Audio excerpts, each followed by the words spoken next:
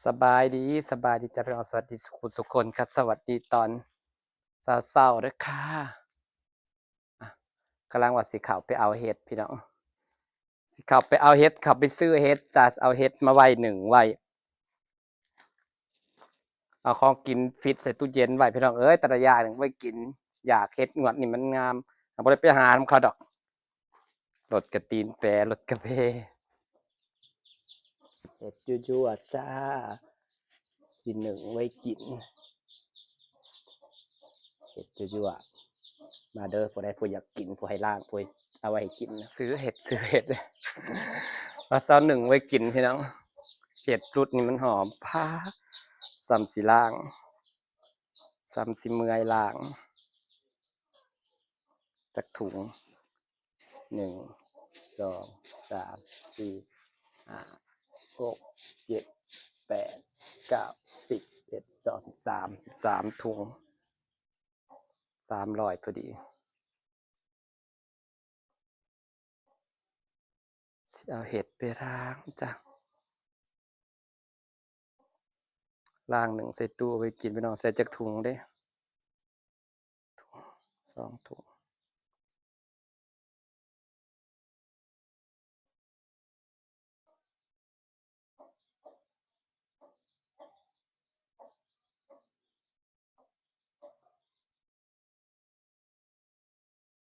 เพื่อสิล้างแล้วซ้ำสิล้างซ้ำสิล้าง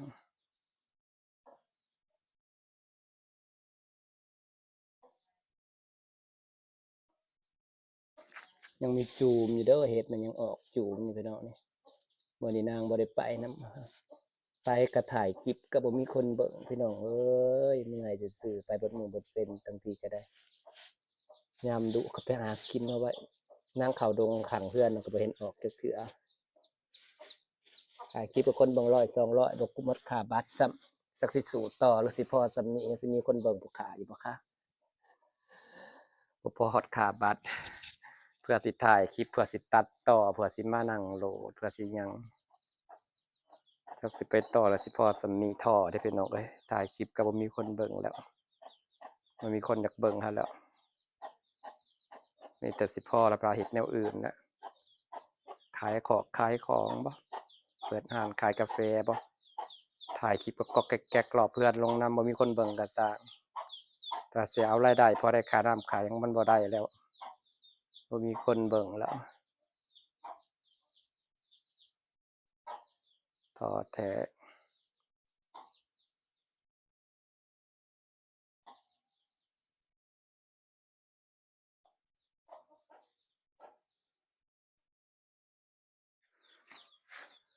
1 2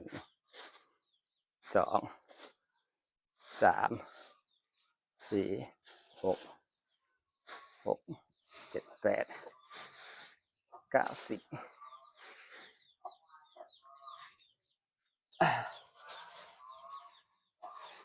3 ถุงก็เป็น1 ไว้พี่น้องมันแซ่บเผ็ดงวดนี่นะ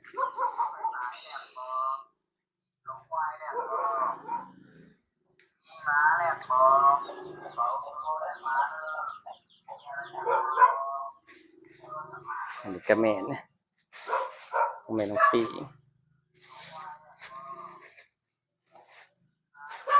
ซ้ำสิล้างเบิดมื้อข้อยมื้อนี้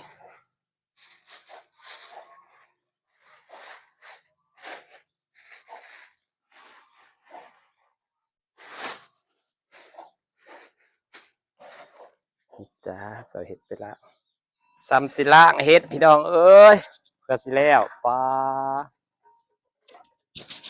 เอาพี่น้องมาล้างเฮ็ดซอยไปเนี่ยขูดเฮ็ด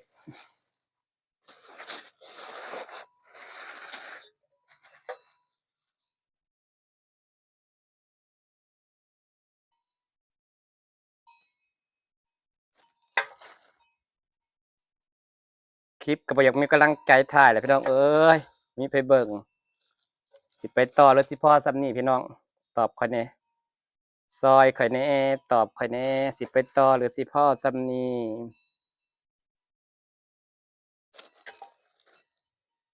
มันบ่คุ้มฮอดค่าบัตรเติมเงินพี่น้องเอ้ยคือว่าแล้วเฮาอยู่ผู้เดียวผู้ใดก็บ่อยากเบิ่งอะเนาะมัน ก็แก๊กๆพอเดียวนี่แหละ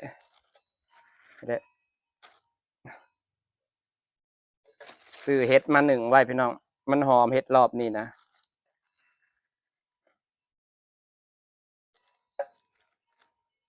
10ถุงก็200 18ถุงก็บ่ค่อยลืมนะ10ถุงมา10 บาทซื้อของผิดรอบนี้นางสิอุไว้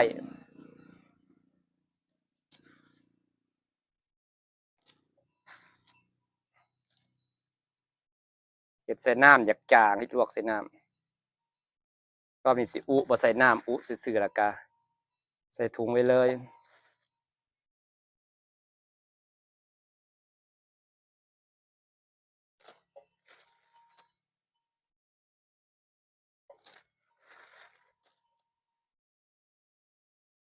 สิไปตาหรือสิซื้อของมาใส่ตู้เย็นนะพี่น้องเอ้ย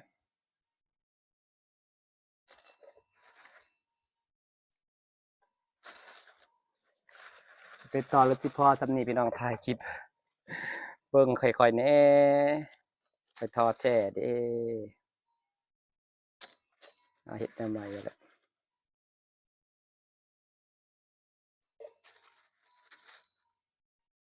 สำสิลากพี่น้องเอ้ย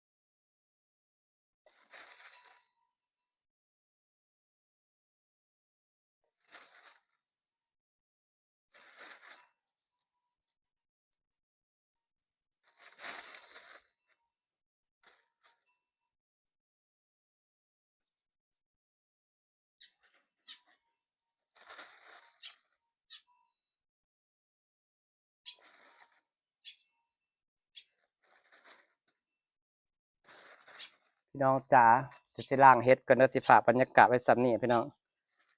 ถ่ายนะครับกับพี่ผู้เบิ่งค่ะขอบบรรยากาศไว้สำนี้ขอบคุณทุกคนที่ยังติดตามเด้อล้างเฮ็ดไว้ก่อนพี่น้อง